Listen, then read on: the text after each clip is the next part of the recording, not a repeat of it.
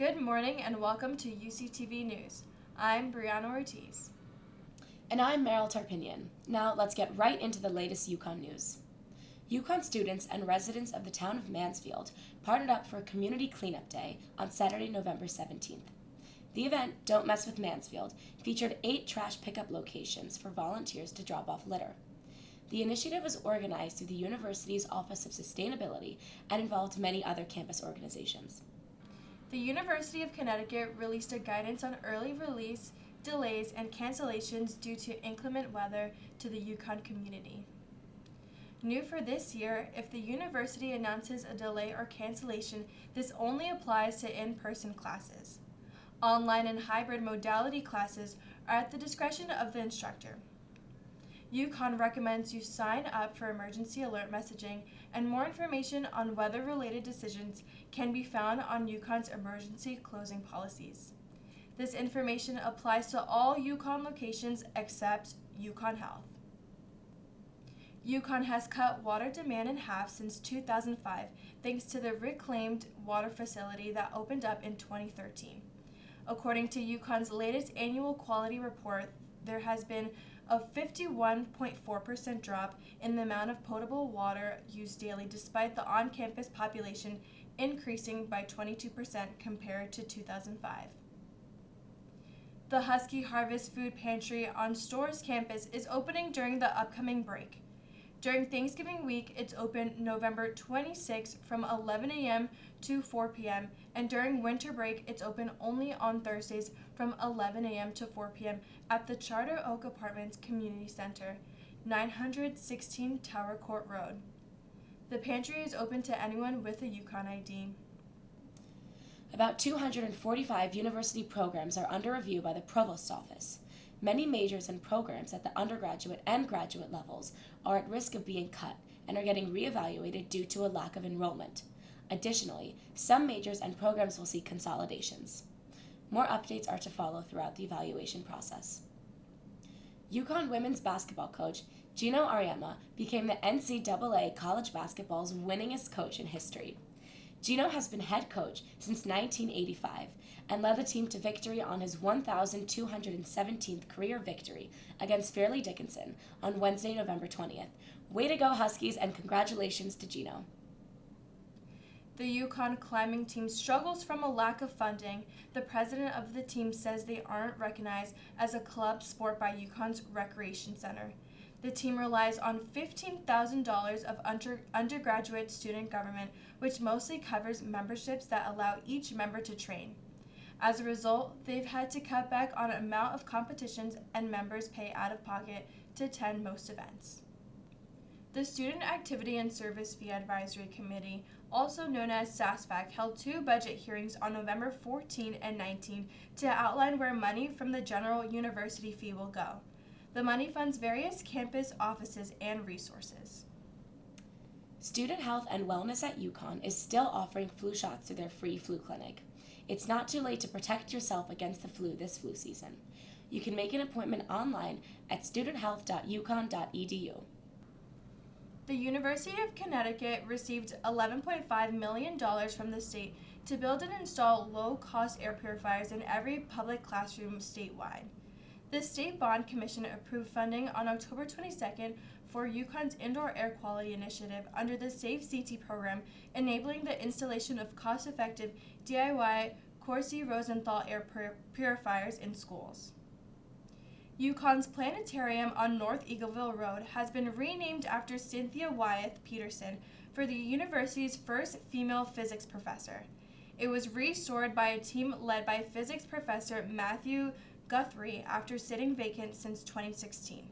Adventure Park at Storrs announces its holiday sale offering up to 40% off the 2025 season gift packages. Deals run until January 1st and are available on the park's website. The Student Fee Committee held their first meeting on November 14th regarding budget changes. The committee discussed raising the general fee, which supports several student resources. Additionally, each department submitted their usage of the fee and the funding they seek as part of the hearing. Coming up after the break, learn more about other top stories from around Connecticut, the United States, and the rest of the world. Stay tuned. I'm Sophia Birnbaum, and here is your state, national, and international news for the week. After winning the 2024 presidential election, Trump has begun to select members of his new cabinet. While Trump's spot in the White House is secured, his cabinet still needs to be confirmed by the Senate. Some of his most notable choices are Robert F. Kennedy for U.S. Health Secretary, who was an avid vaccine skeptic, and Matt Gaetz for U.S. Attorney General, who is currently facing a congressional ethics report on claims he had sexual relations with a minor. Officials say Ukraine fired several American-supplied long-range missiles into Russia, marking an escalation in the ongoing war. The U.S. announced it will allow Ukraine to conduct deeper strikes into Russia shortly after the war between Russia and Ukraine reached its 1,000th day mark last week.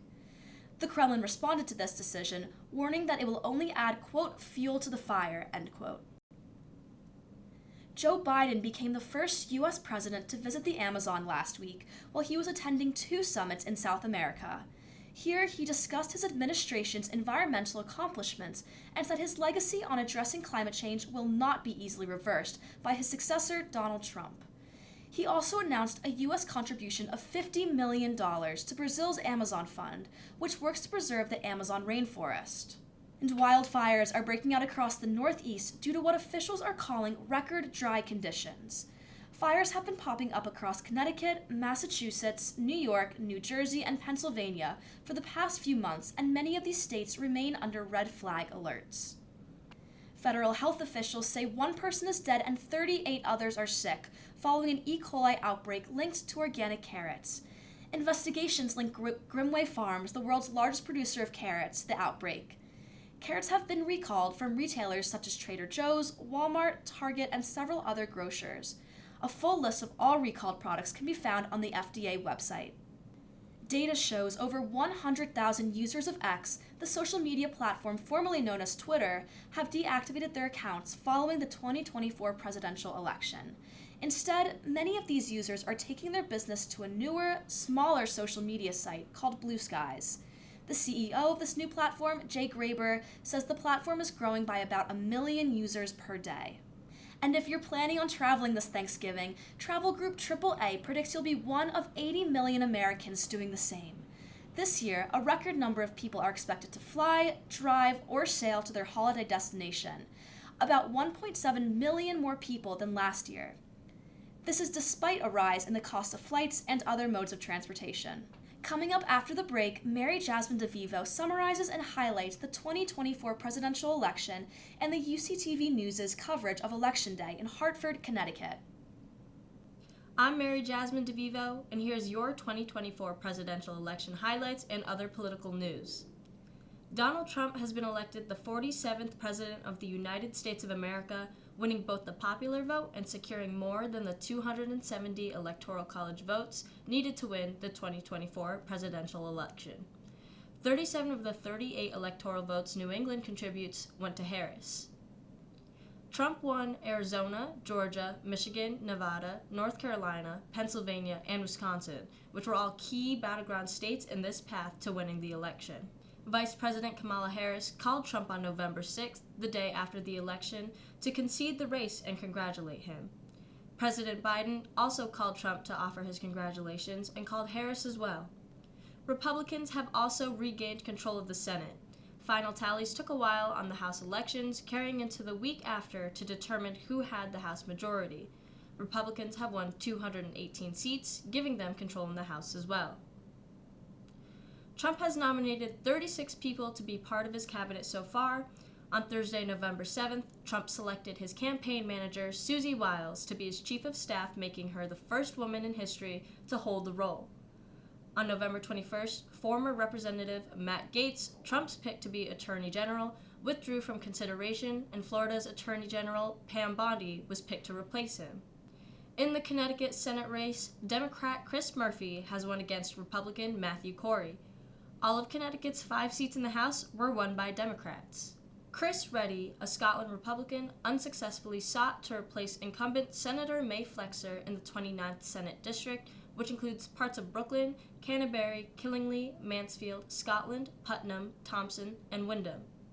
in a November 12th filing to the State Elections Enforcement Commission, Reddy challenged the integrity of Mansfield's ballot count, citing unlawful election procedures and coercive Democratic campaigning at the University of Connecticut's Storrs campus. However, a joint statement made by the Mansfield Democratic Committee and Mansfield Republican Committee said, "We are confident that the votes cast in Mansfield, including those of approximately 3,000 UConn students, were lawfully cast and properly counted. We are disappointed that Chris Reddy and his campaign are challenging the validity of Tuesday's election and attempting to disqualify the votes of thousands of Mansfield citizens. It was a free, fair, secure, and extremely well-organized election, and his comments do nothing but sow discord and division among the voters of Mansfield and the 29th District." Coming up after the break, learn more about what the UCTV news crew has been up to this semester, including the 2024 Presidential Election Day coverage and other events with UCTV News Director JJU. I'm JJU, and here is your UCTV department updates for the fall 2024 semester. The UCTV news crew went to Hartford on Election Day to cover the polls. Our reporters covered first-time voting, the no-excuse absentee voting question, and reaction from voters. Here is the coverage from reporters Sophia Birnbaum, Holden Duckworth, Pablo Gonzalez, Brianna Ortiz, Meryl Tarpinian, Ariana Mohammed, and Ria Kowalski. Right now, I'm outside of UConn's Hartford Times building, asking students what factors they based their vote on today. Many said social media. A lot of my information has been coming, I can't scroll on TikTok without seeing a video from Kamala HQ or a video from Trump's campaign, or if I go on Instagram, I see videos and stuff on them, or if I just simply do a Google search, I see everything there, and it's everywhere, so I can't even avoid it. For social media users like Mohammed, their attention has been drawn to each campaign's approach to certain issues, including the overseas conflict in Palestine. I have currently stood with, aligned with the Democratic Party, but now I have seen how they have responded to such a cause, and it's not the way I would want them to respond. And I've heard how the Republican Party would have responded. So for this election, I did choose to align myself with the Green Party. With social media being so present in the lives of young voters, it truly does have the ability to make a huge impact this election. Reporting from Hartford, Connecticut, I'm Sophia Birnbaum, and this is UCTV News. Behind me is the Hartford Public Library, where residents are lining up to cast their ballot for the 2024 election. On top of their ballot is a question that will determine the future of absentee voting in Connecticut. The ballot question asks if Connecticut should have no excuse absentee voting. Connecticut's constitution requires amendments to change how elections work. If the majority votes yes, lawmakers can propose and vote on the change.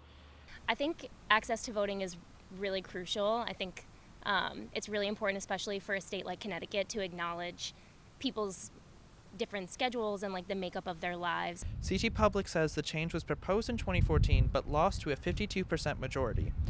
CT Mirror says 740,000 residents voted early, so this could shape up in-person voting. By allowing this change, Connecticut could see shorter election day lines. I think it's fantastic because it allows more people to vote. Not everybody's able to get a day off today, or they have family needs that get in the way. Absentee voting, early voting just allows more people to get their voices heard.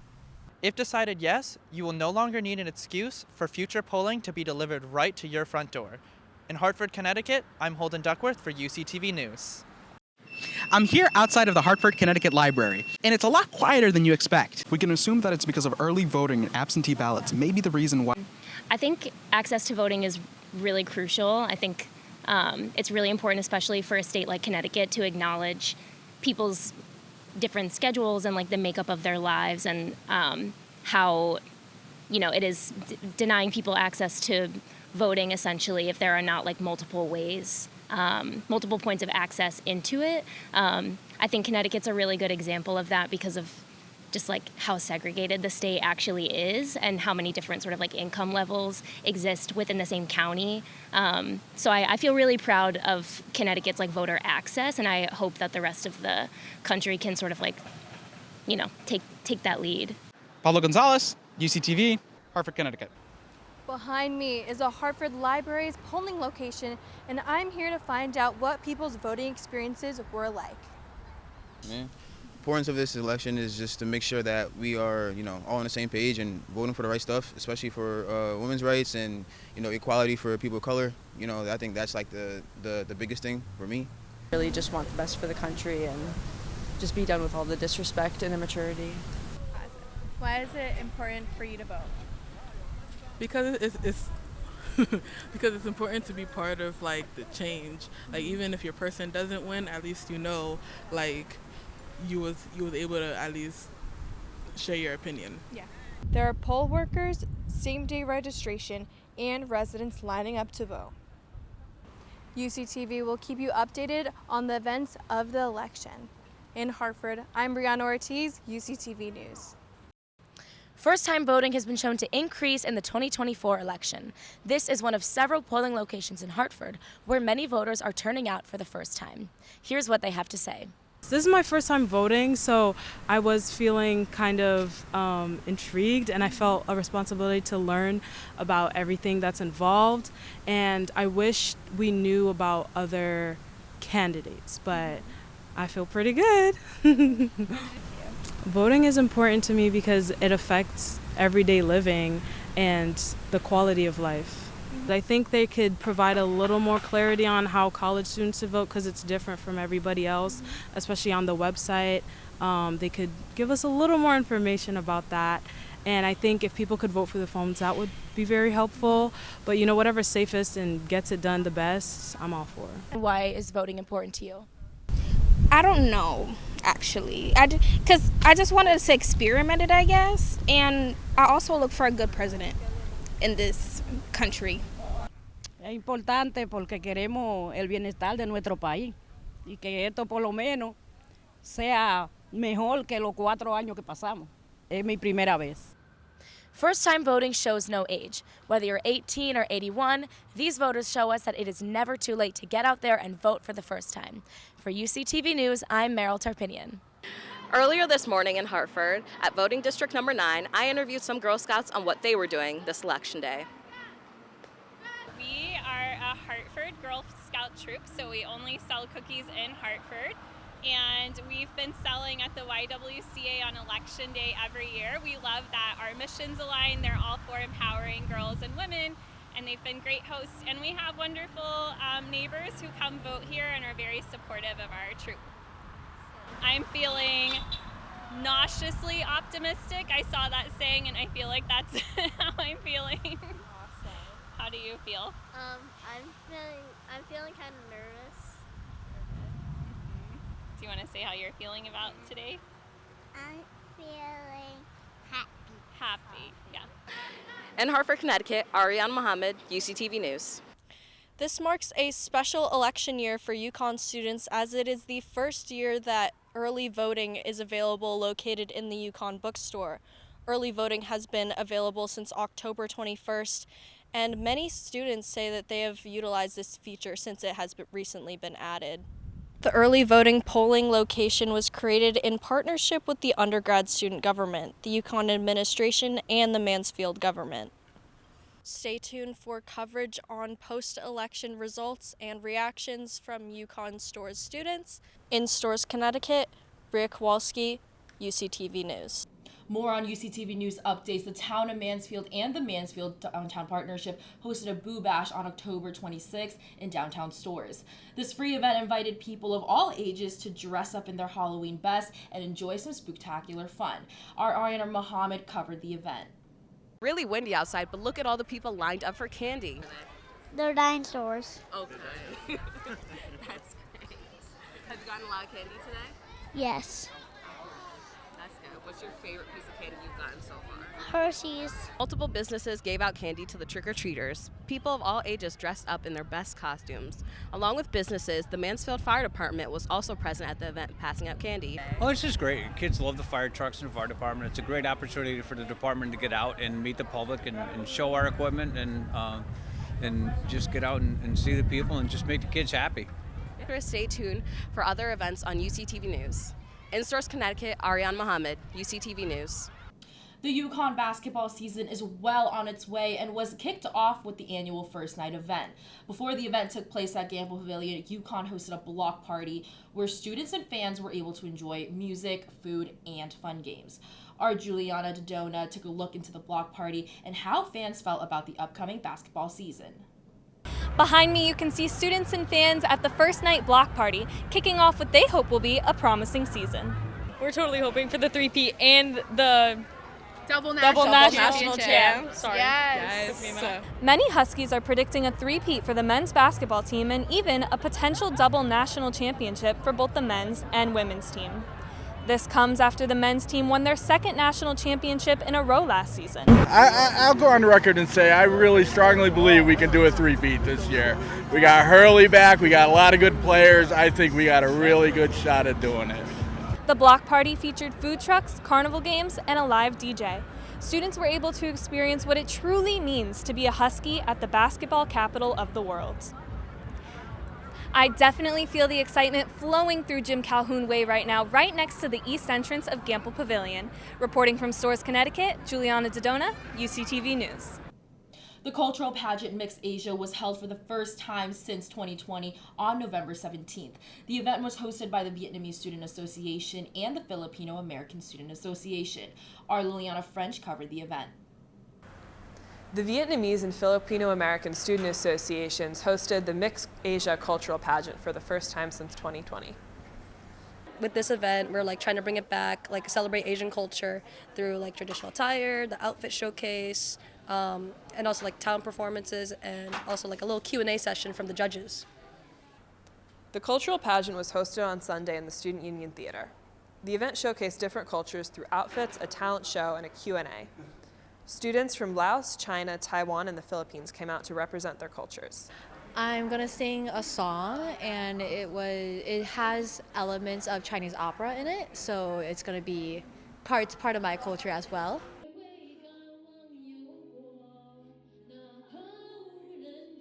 I think the cultural significance of me performing and me showcasing my culture really comes down to the pride that I have surrounding my culture and how proud I am to be a Chinese. The pageant winner was able to donate funds from the event to a charity of their choice. From Stores, Connecticut, I'm Liliana French, UCTV News. The 2-year anniversary of the Husky Harvest Food Pantry is coming up.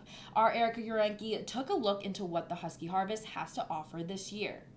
It's been almost 2 years since the opening of the UConn Husky Harvest here on the Stores campus.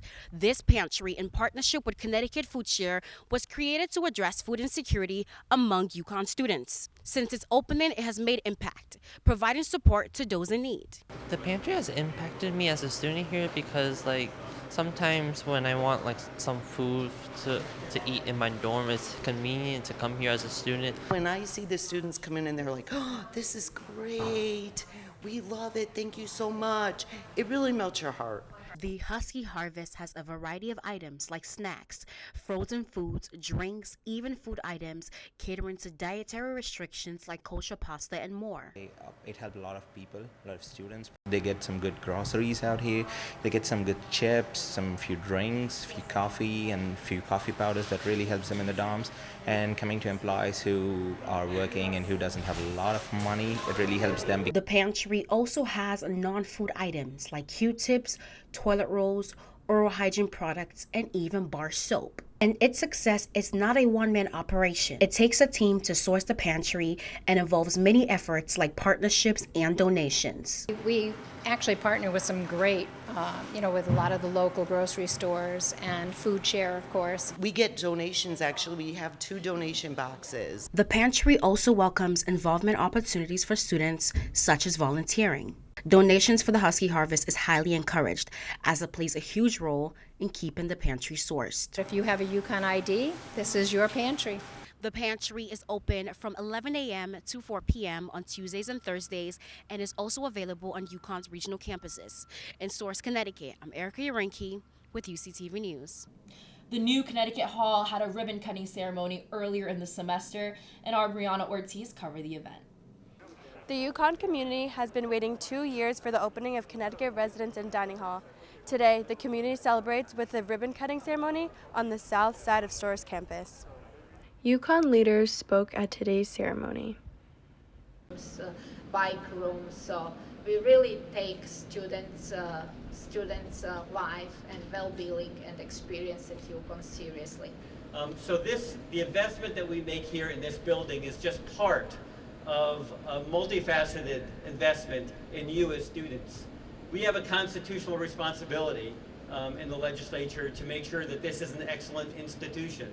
University and the leadership of President Merrick for building this building in a way that meets the needs of students and in a way that clearly listened to students. Students have been so actively asking that this university lead on climate change. And making sure that this building is built to LEED standards and that it's going to be LEED certified is listening to those students. And so thank you very much for that. All rooms are suite stalled, and some features of the hall include open lounges, study rooms, and a game room.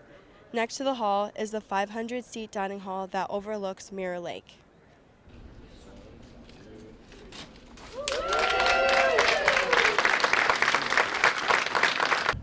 Yukon officials say the building cost $250 million, funded by the Next Gen CT program and supplemented by university revenue bonds. In Storrs, Connecticut, Brianna Ortiz, UCTV News.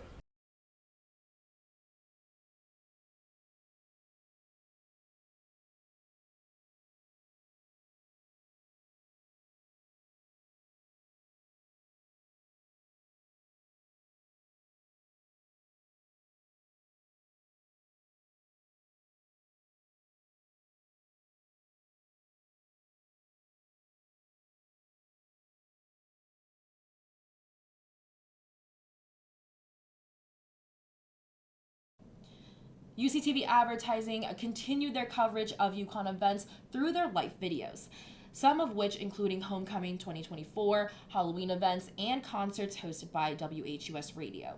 They also covered Hispanic Heritage Month and the LGBTQ+ History Month through their highlight series. Check those out on the UCTV Advertising playlist.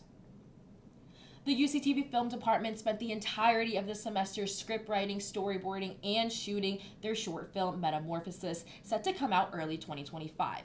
Stay tuned for behind-the-scenes content and upcoming trailer on the UCTV Film playlist. UCTV Sports continued their coverage of UConn's fall and winter sports, including football, men's and women's basketball, hockey, soccer, and women's field hockey. They also continued their weekly Husky High Five show and many others. Check those out on the UCTV Sports playlist. The UCTV Events Department covered some major on-campus events like the Fall 2024 Fraternity and Sorority New Member presentations, Encore Alumni Night, and their bi-weekly coverage of the Undergraduate Student Government Senate meetings. Watch those on the UCTV Events playlist.